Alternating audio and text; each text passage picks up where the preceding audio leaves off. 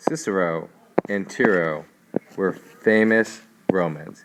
Again, remember, these are nominative. Famous Romans is nominative because this is a predicate nominative, green over here. And fuerunt is a form assumed, taking nominative on both sides. And careful here, alter is one. So one, the greatest orator, and this isn't a positive, it's renaming it, the greatest orator, genitive of all of all of Italy. The other, a faithful servant.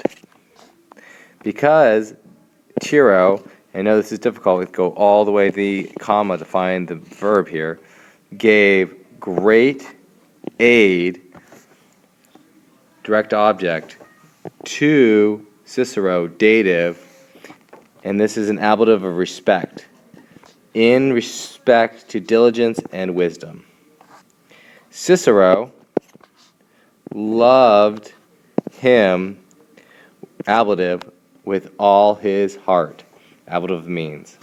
Afterwards, he freed, and this goes back, he freed him. We're going to reuse the accusative again.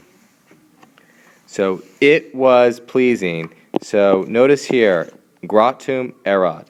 So, gratum is neuter, so I'm going to imply that the subject is it. So, it was pleasing, and this is a dative with a special adjective. So, it was pleasing to neither, to make, infinitive, any journey, and this is neuter, so that's the accusative form, to make any journey without the other.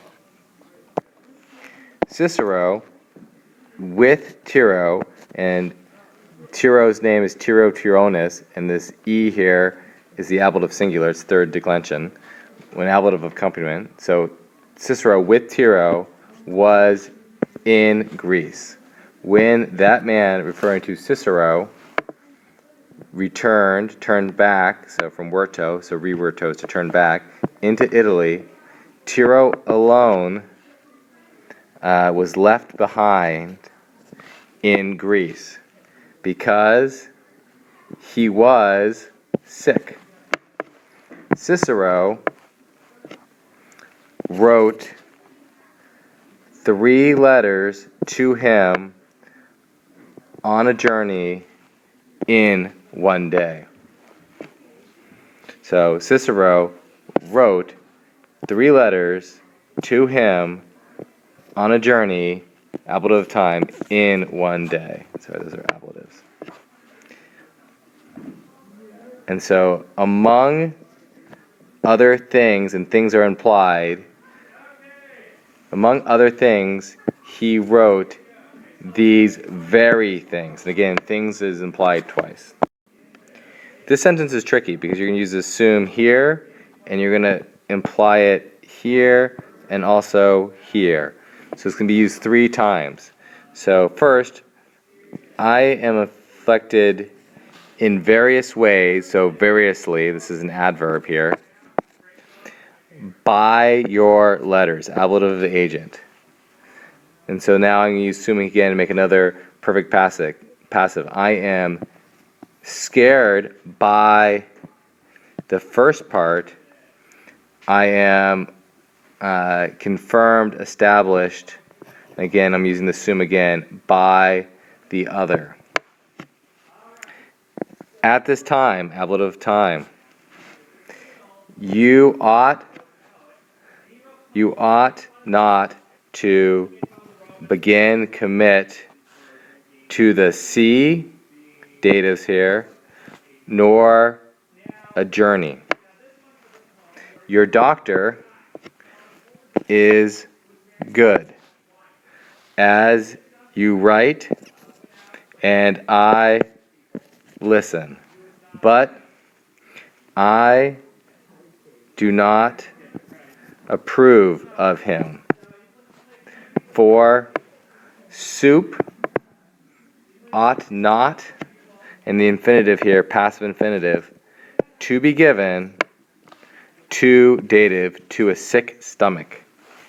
But nevertheless, I write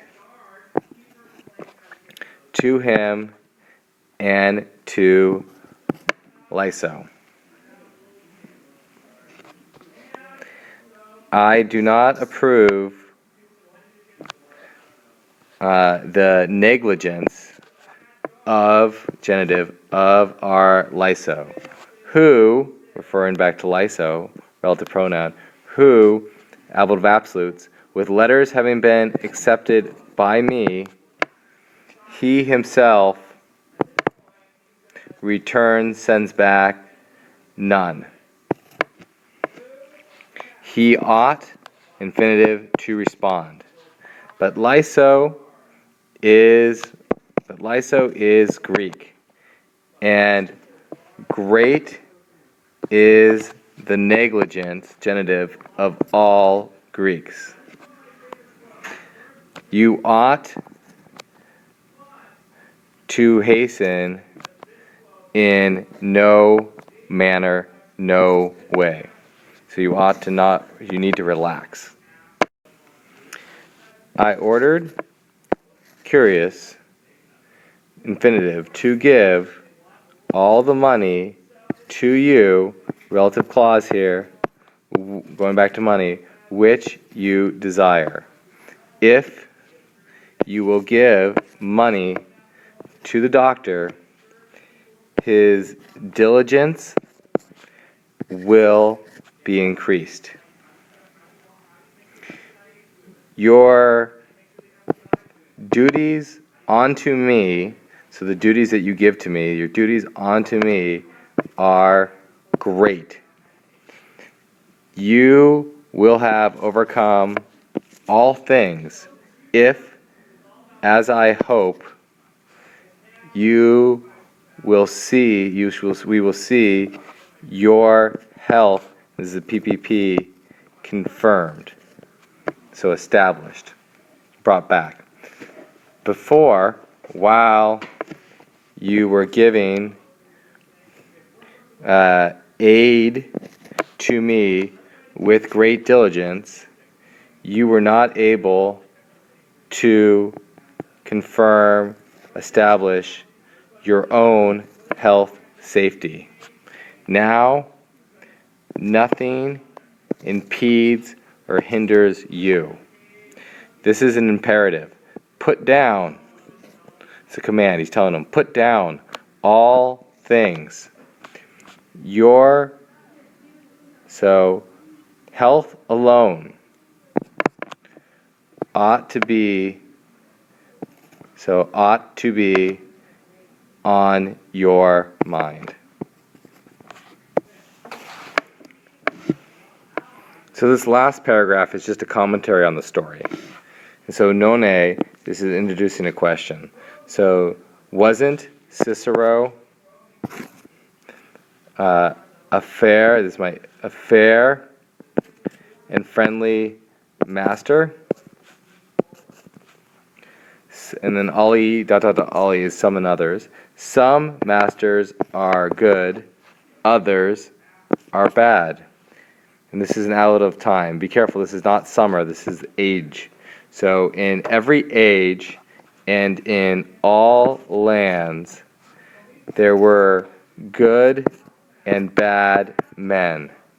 And there are, and perhaps there will always be bad men.